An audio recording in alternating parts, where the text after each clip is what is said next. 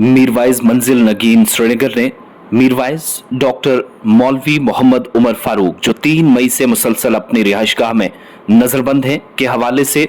और उनके करीबी अजीज के तई ज़राए अबलाग के एक हिस्से में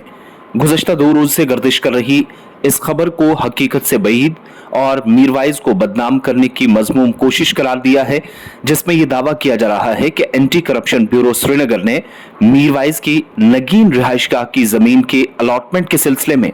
अगर वो जमीन महकमा कस्टोडियन की साबित होती है तो वो जब्त की जाएगी और उनको रिहाइशगाह खाली करनी पड़ेगी। बयान के मुताबिक इस खबर को सिर्फ और सिर्फ मीरवाइज उमर फारूक की किरदार कुशी और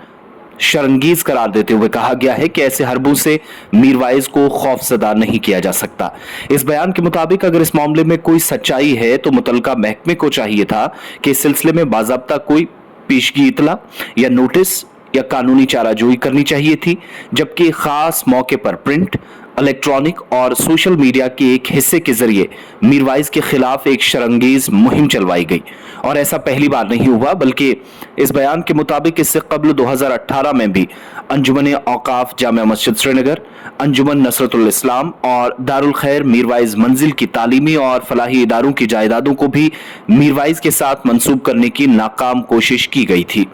बयान में यह भी कहा गया है कि यह हकीकत है कि नगीन में मौजूदा मीरवाइज की कोई जमीन या जायदाद नहीं है, बल्कि जिस घर में वो रिहाइश पजीर है वो उनके वालिद मोहतरम शहीद मिल्लत मौलाना मोहम्मद फारूक ने उस वक्त के कानूनी लवाजमात पूरी करने के साथ साथ सन 1973 में तामीर की थी और इसकी दीवारबंदी भी उसी जमाने में अमल में लाई गई थी और इत्तफाक से मीरवाइज की पैदाइश भी इसी साल हुई। इस बयान के मुताबिक अगर मुतलका महकमे को इस सिलसिले में कोई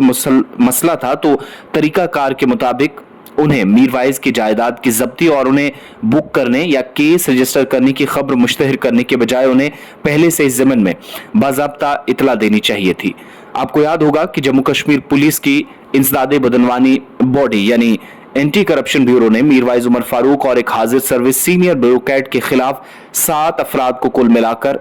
श्रीनगर के अंदर रेवेन्यू एहलकारों के साथ मिलकर कस्टोडियन अराजी पर मुबैना तौर कब्जा करने के इल्जाम में इनके खिलाफ मुकदमा दर्ज किया है। रिपोर्ट से भी बताती हैं कि एंटी करप्शन ब्यूरो ने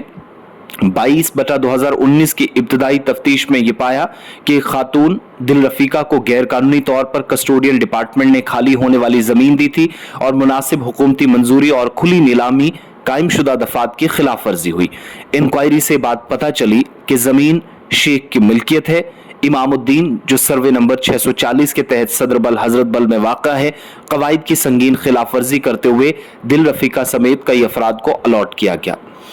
गैर कानूनी अलॉटमेंट में 7 कनाल 19 मरला 97 मुरब्बा फीट अराजी शामिल थी, जिसमें एक खातून डॉक्टर अबू बकर समेत खातून जो इसके अलावा है इन अफराद पर कब्जा करने की बात कही गई। मजीद रुकन हजरत बल, इसके अलावा श्रीनगर में मजीद खलील अहमद राबू, वल सैफुद्दीन अहमद राबू, साहिब कमरवारी, इसके अलावा मोहम्मद अमीन, इस तरह की ये तमाम नाम जिन पर FIR लगी या इसका जिक्र मुख्तलिफ मीडिया रिपोर्ट्स में किया गया, जिसके बाद ये बयान सामने आया। तहकीकात से ये बात साफ हो गई कि खबर सही थी, ताहम दूसरी जानिब जो हकायक इस FIR रिपोर्ट में बयान किए गए हैं उसमें कुछ चीजें शक व शुबहात पैदा कर रही हैं। 2019 के मामले में मीरवाइज को कोई नोटिस या पेशगी इतला तक नहीं दी गई, जिसके बाद उन्होंने नोटिस जारी करके बाज़ाब्ता तौर पर प्रेस रिलीज के जरिए भी उन्हें बदनाम करने की साजिश रचने का इल्जाम लगाया। ताहम इस सिलसिले में मजीद कोई पेशरफ्त हुई